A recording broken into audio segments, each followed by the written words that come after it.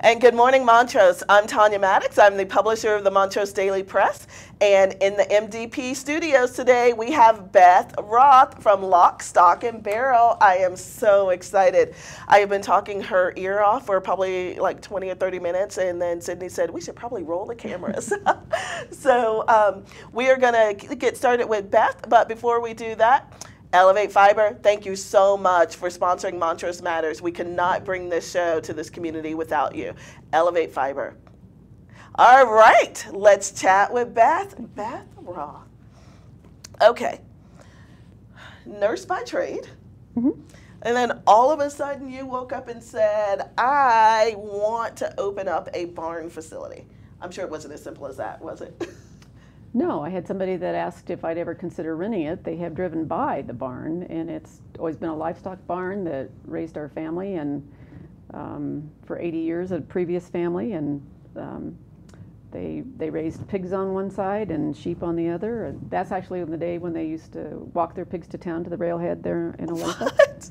And I couldn't imagine somebody putting a wedding or a nice venue in a barn that was this deep with 100 years worth of manure, but anyway, sparked an interest, thinking that would be a fun way to improve the barn. It was kind of at that point where we needed to do some structural work, right. And do we let it deteriorate, or do we do something else with it? We'd raised our kids, and we don't have any livestock in it right now, so did a little research on barn venues and found out that people love the rustic a piece of that, and that you can dress it up or dress it down. Right. And decided that was a good the next stage of life for this 107-year-old barn. Gosh, don't you love the way seasons and life start to change and the ideas start to formulate? Yeah. A barn, which is all the rage, by the way. All sorts of weddings and events and so forth. People want that rustic elegance. Right. So good for you for doing that. I had research. No idea until I Googled it, and then went, oh gosh, this is a big deal. It is. So it's unique.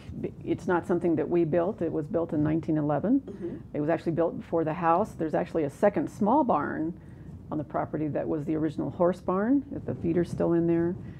It's not quite as good a shape because it wasn't on a foundation, but then they built, of course, in those days, your livestock and your livelihood came first. So they had a little sod house that they lived in while they built this big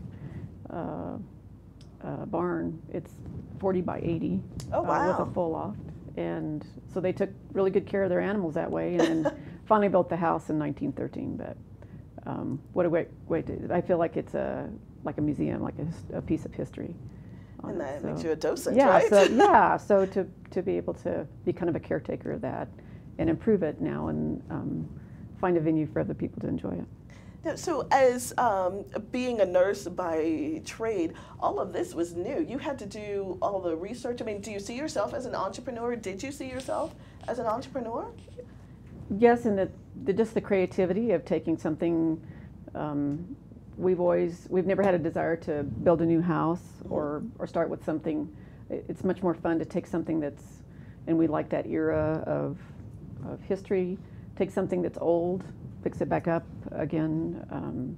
There's just a lot of expression but people appreciate seeing something that's that old, that's well cared for. When we were raising our kids, I was a 4-H leader. Lots of kids came out, but everybody was really enthralled with the structure of the building, the history of the building. Right. So if it's, I just kind of feel like a caretaker.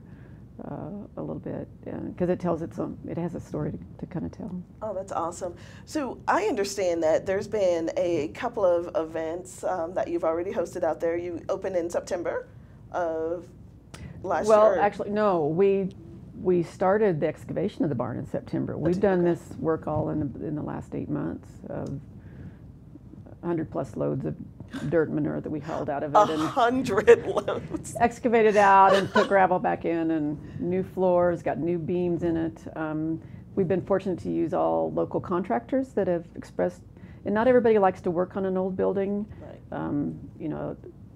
Electric, there's just so much about them that's difficult. Nothing's straight. You've got to bring it up to code. JK Construction came in and made they had robbed some lumber out of one side of it, and so the roof was starting to sag a little bit. And he rebuilt all the new beams there. Oh, nice. Connex Concrete came in and poured us a whole brand new floor in it. It had never had a floor. We even have a dance floor in it. Because you have to be able to dance at a wedding, right? Right.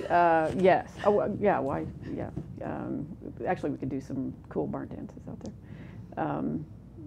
Local electrician, like Maine, did a lot of our electric. So to find people that say, but it's different than our just. If you look at just building tract housing, or you just want just to crank it out, it's the creativity of and being able to work on something old and make it look better. And so to find those people that like to work on something old is hard to do, and they've done a beautiful job. And that respect that as yeah, well. Right. The history of the so Justin did this amazing work with the beams and the black screws, and just all to make it look like it was that period of time. And right. They built me in the tack room. We built cut out a wall in it above the original old workbench that's still there on it, and I had a bunch of tin from a chicken house that Matt had torn down, and they took that tin and put around that galvanized tin right. around that bar, and those guys had more fun being creative with the tin, and it had some overspray of red and just made it just look lovely. But we made a big staircase in it to go up to the loft, and so it was they were having as much fun being creative as I was, because we just kind of had a blank slate. We had a building there with a lot of history, great color in the wood. You know, a lot of those barns are torn down and sold. The barn wood is very valuable right. to put into new high-end homes on that. I've had more than one person offer to tear the barn down and to buy it for the wood. We're not going to let them do that. No. So anyway, they saw the value in that, and I was just so grateful that they cared as much about it as I did.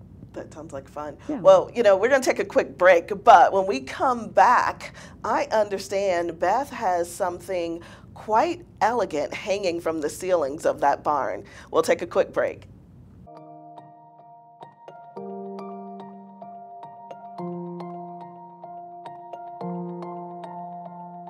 Here in the heart of beautiful western Colorado, known for its unrivaled outdoor recreation, bountiful harvests, and unparalleled quality of life, changes are being made. Elevate Fiber is transforming the way we work, live, and play by creating exciting new opportunities for local families and businesses. Are you ready?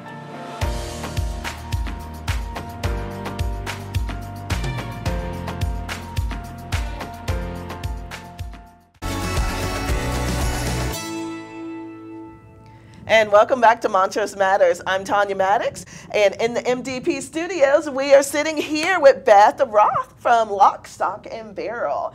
And she says she's a nurse, but I don't know. I think she's an interior decorator, a entrepreneur. You're so many things, Beth.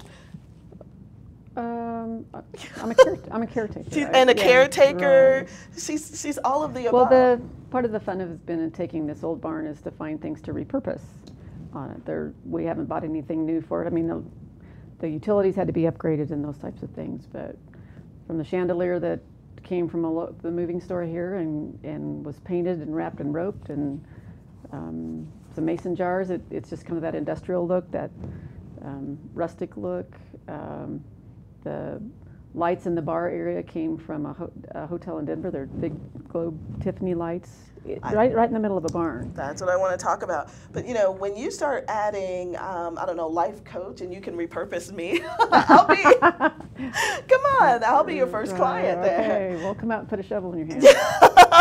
Okay, we definitely have to get that on video, Sydney, me out there with a shovel. But with all of that said, I had to say that your eye has been amazing. How you've been able to take something that was old and rustic and turn it into rustic elegance.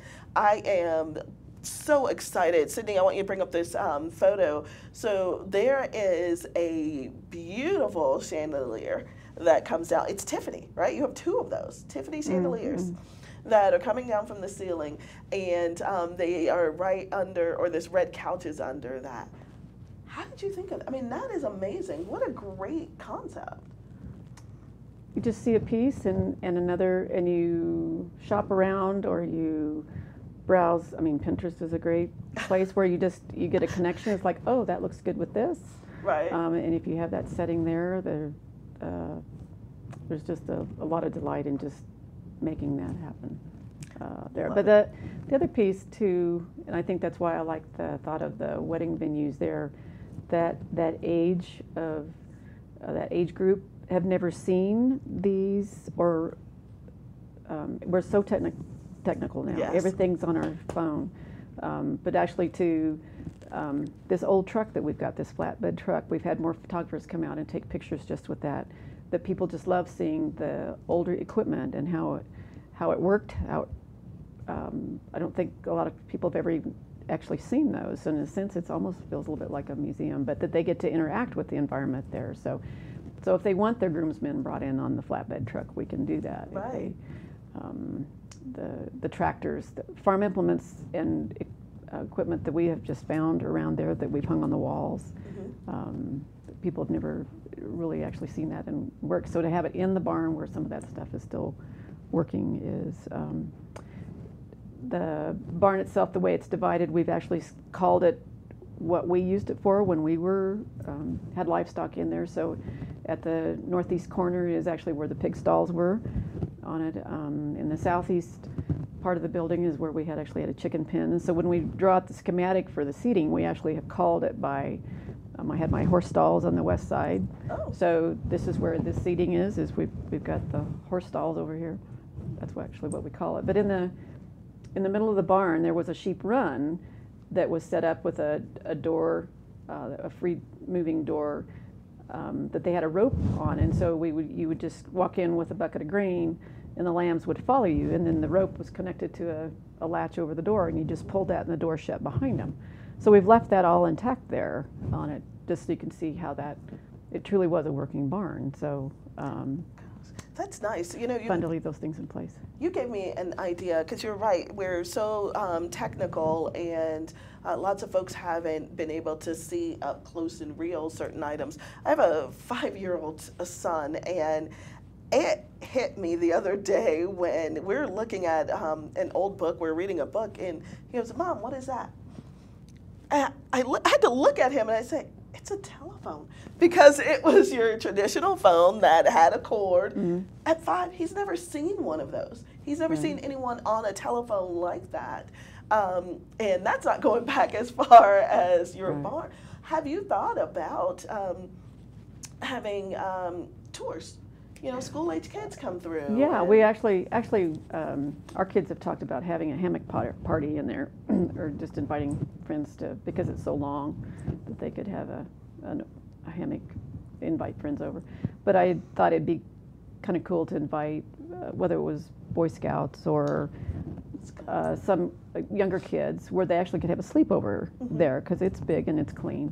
One of my goals is we have another smaller barn that I call the farm barn, but I would love to turn that actually into a farm barn where we would have some animals there. So and this is kind of a big thing now with weddings, but you've got all those kids there, you've got a place, we could actually have some lambs and other animals in there. And it just kind of takes them back in time on it. And this is how they made their living, and a lot of people have not ever had really the chance to have the hands on it. So to bring a piece of equipment, to have the old tractors there, they're great to take pictures on, but it also reacquaints them to how people worked. Exactly, and how they lived, and that was a part of the tractors were a part of your life.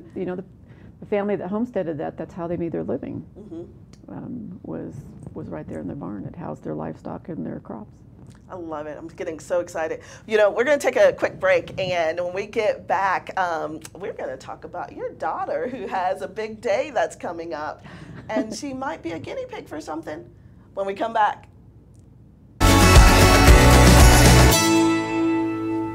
And welcome back to Montrose Matters. I'm Tonya Maddox, and in the MDP studios, I have been chatting and learning a lot from Bev Roth.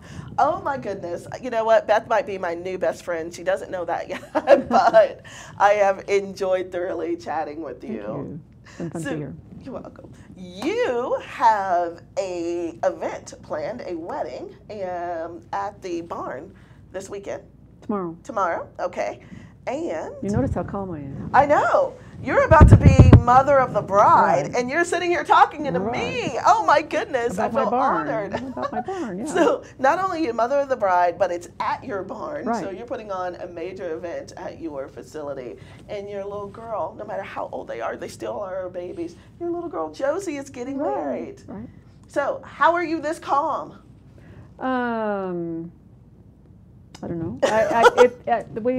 We have 4 children, and they've all finished school, and that was kind of our ask: is get your education, get solid before you take this step in life, and they've done that, and so we just feel real comfortable with their choices to this point, and so this is really a celebration, truly. So I don't really have angst, other than we have a large amount of guests and just the logistics of feeding and parking and all those kind of things.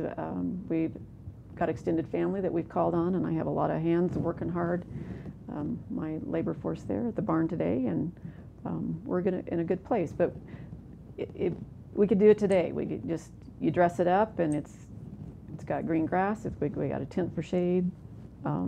It's just a great way to just bring people together to celebrate.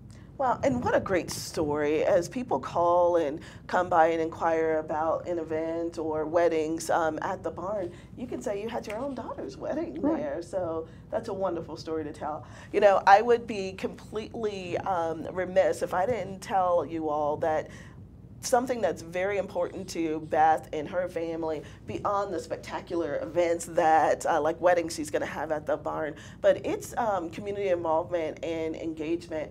And I got chastised a little bit on the break. So Beth said we need to make sure that they know that this facility is for the community. Tell us about that. When you say that, what do you mean? What are you hoping to do? It's such a unique building itself. So again, we were kind of faced with this a year ago, looking at it. It needed some structural repair on it. So I feel like it's the best of both worlds, in that we can use it to generate some revenue to continue to sustain it. Right. We've repurposed all the wood and materials that have come out of it. So I feel like we're being good stewards of it. But also then it can be a community resource. So one of the things that we wanted to offer, especially for weddings and other things, was that we offered a discount for anybody in uniform. Good. So military, police, fire, EMT, that's a way to give back. If they're nonprofits that are looking to hold some events there to promote their causes, if we can give back within that. Okay. I have a Olathe High School class reunion in July. Oh, nice. And for them to come back and connect within their own community, I think that's pretty special. The Valley Food Partnership is doing a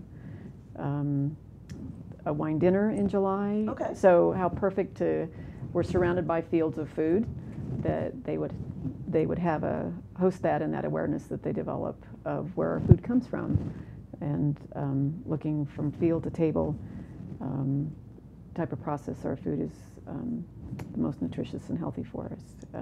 We're sitting right in the middle of it, so how great to have an open building that can be used for something like that. That's wonderful. And I just want to clarify for everyone watching, when Beth says community, she is talking about Delta, Olathe, Montrose, and even up to Ridgeway. So make sure that we all reach out to Lock, Stock, and Barrel for any fun events that you have coming up. If you're a nonprofit, you got a cause, Beth wants to be here to help you. And last but not least, I will have to tell you this, Beth. Your enthusiasm over what you have, I love it. See that smile, everybody? Your enthusiasm over what you've been able to take care of and refurbish and almost breathe more a second life into is contagious. I love that. I hadn't thought about being a caretaker. I hadn't thought about, you know, the opportunity to give back to the community. And you took something that was almost thrown away and brought it back to life so that the whole community can use it and learn from it. So Bev Roth, thank you very much. And everyone go out and visit Lock, Stock, and Barrel.